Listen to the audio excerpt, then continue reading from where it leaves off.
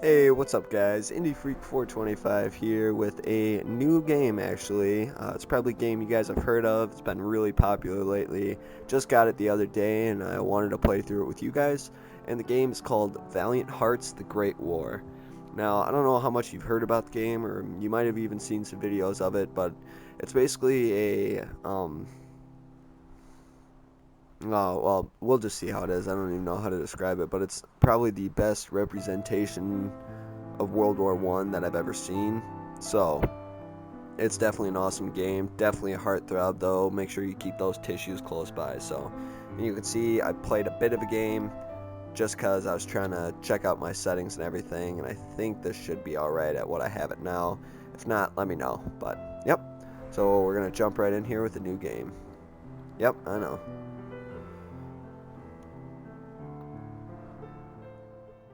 Freely inspired by the events unfolding on the Western Front between 1914 and August 1918. 1st, 1914. I'll let him do the rest of the After talking. the assassination of Prince Franz Ferdinand of the Austro-Hungarian Empire, the German Empire declares war on Russia. Because of established alliances, France is preparing for conflict. A few hours after the announcement of the general mobilization, German civilians living in France are asked to leave the country. Karl is one of them.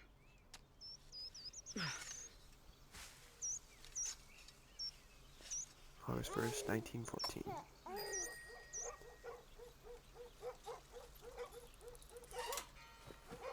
Uh-oh.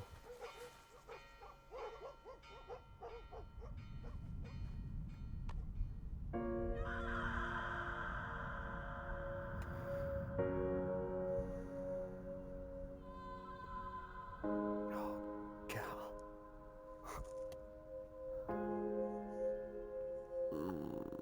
Already starting out with a good old punch in the face.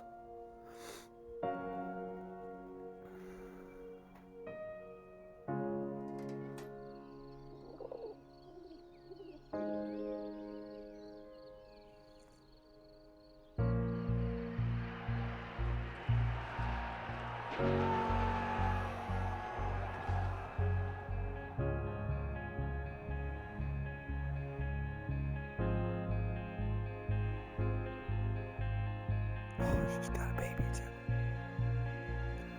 A few days after Karl was deported, the war was hungry for more and took away Emil as well.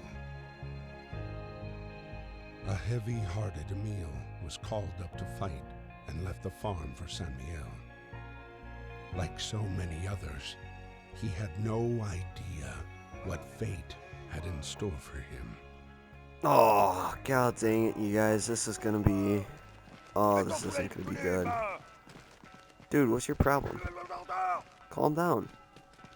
Man. Waving his sword around. Alright. We got some stuff to read here.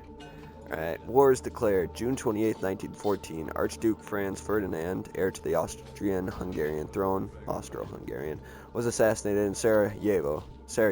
As a result of the chain of diplomatic and military alliances in place, the event launched Europe into an armed conflict that, with the involvement of colonies, took on a global dimension. Alright. Oops.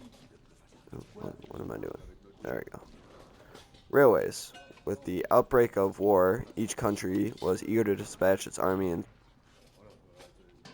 in situ, whatever that is, as quickly as possible to gain the advantage. Railways were essential for mobilization and supply. By August 1914, the British realized the importance of rail in the war effort and dispatched Royal Engineers to the front to build new lines. By 1970, 40,000 enlisted railway soldiers were working for the Royal Engineers in France and Flanders. Oops, I'm not done. The barracks and the regiment. Battalions comprised of a battalion headquarters and 4 companies, a total of 1,007 men in all. Companies were composed of 4 platoons, in turn divided into 4 sections, each of 12 men, commanded by an NCO. Britain was slow to mobilize on the Western Front. Half of its army was overseas, and with a genuine fear of invasion, infantry divisions were held in reserve in Britain and not included in the British Expeditionary Force. While conscription only came into force in 1916, voluntary enlistment was initially overwhelming, with 750,000 men eager to show their patriotism. I read that one. The debacle of August 1914. In the early fighting, the German army made swift progress. After invading Belgium, they marched on Paris in late August. French troops retreated en masse, and units were outflanked and repelled, taken prisoner or killed. The months of August to September 1914 marked the bloodiest period of the war, with over 180,000 French casualties alone. The French authorities described the debacle as an organized retreat. The war to win over public opinion had begun. Alright, let's keep going. Alright. Hey, look at us. Man, we're looking nice. I mean, minus the fact that we're going off to war and not sure what's going to happen, but...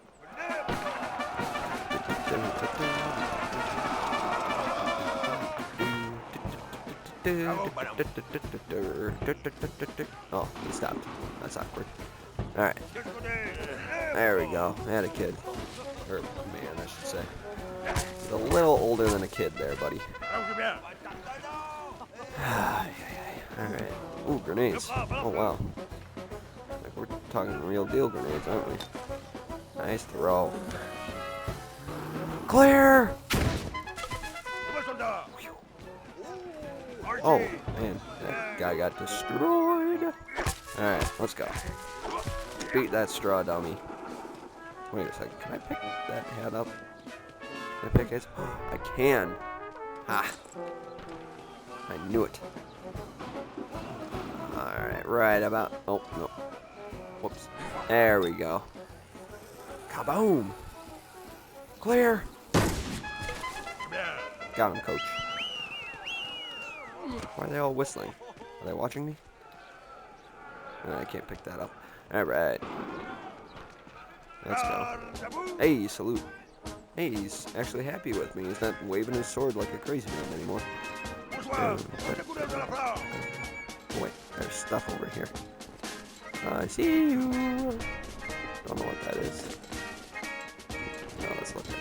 Alright, so we got German helmet. The legendary pointed German helmet, the Pickelob, I don't know, was used by German forces until 1916. It was then replaced by much more efficient steel helmets. The different parts of the helmet included the point for defense against saber attacks, were adapted according to the rank, origin, and weapon used by the soldier. On some helmets, the point was rounded. Tinder lighter. While petrol lighters were popular in the trenches, soldiers also used tinder lighters. The cotton wick was doused in saltpeter or lead chromate to make it more readily inflammable, and was extinguished by simply drawing the wick back into the cylinder. Cool. Didn't know that. Alright.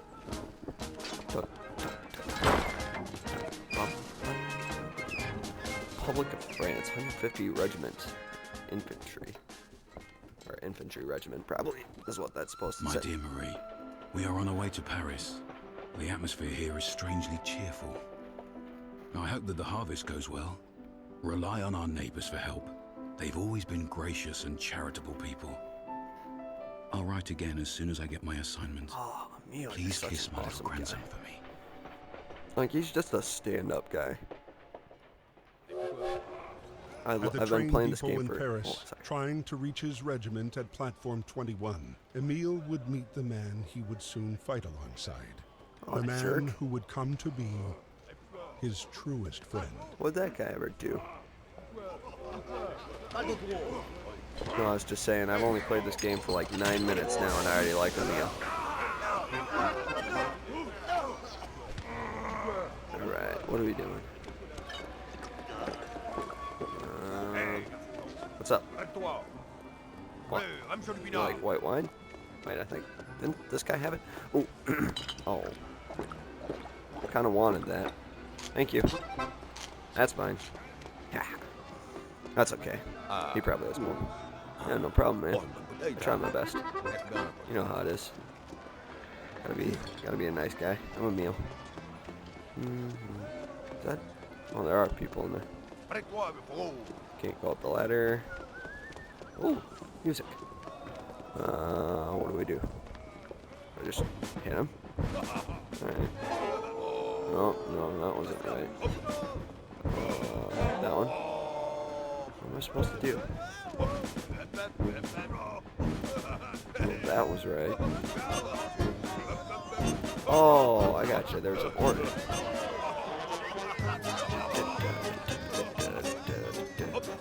Ooh, something shiny up there. Something shiny up there. That's mine. I see shiny things. Alright, and just letting you guys know, I'll probably make these episodes a little longer, seeing as how I'm going through and reading all this stuff. Metal nib. In 1914, bureaus did not yet exist, and at school, children learned to write with metal nibs or more often, especially in the countryside, with whittled goose feathers. Sheer volume of war correspondence saw metal nibs become more widespread. Well, that's cool. So, looked more like a ballpoint pen, but whatever.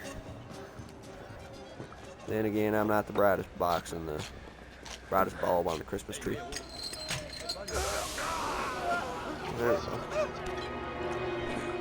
Nice. There we go. Leave you poor guy alone. Thank you very much. I'm Freddy.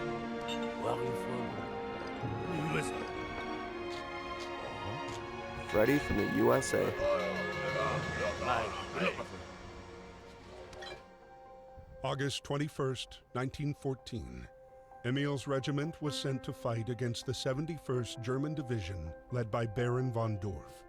The general cheer of the first hours dissipated into the fear of first combat. Yeah, I can't imagine. Alright. I think I'm like walking faster than this guy. Don't know what you're saying.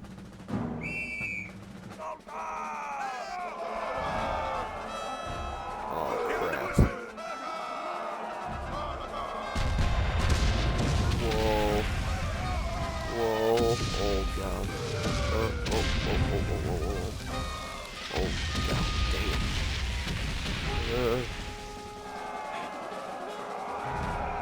Carefully. Oh, this would be so scary.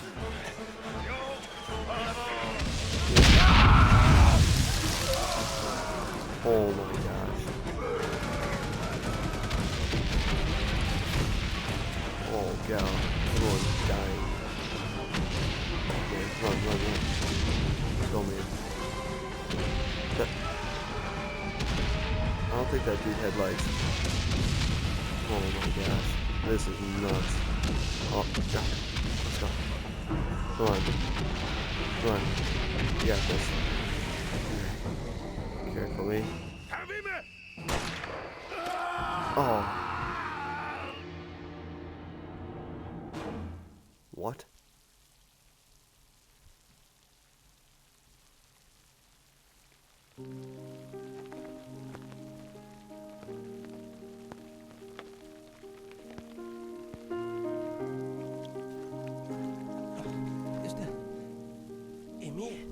Miss Marie Chillon.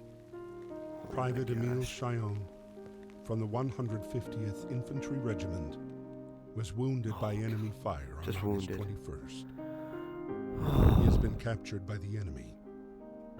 Hopefully, you shall receive news from him soon. God, I thought he was dead. Oh. Freddy, originally from America, enlisted voluntarily in the French forces at the start of the war. Behind his bravery hid a man already devastated by the war's effects. A man with one sole obsession: punish those who had destroyed his life. It was at the Battle of the Marne that Freddy finally picked up the trail of the regiment commanded by Baron von Dorf. Alright. September 7th, 1914, Marne, France. Wait, I just want to go back and... Yeah, oh god, I thought for sure... I'm like, Emile cannot be dead. Alright. Americans in the French Army.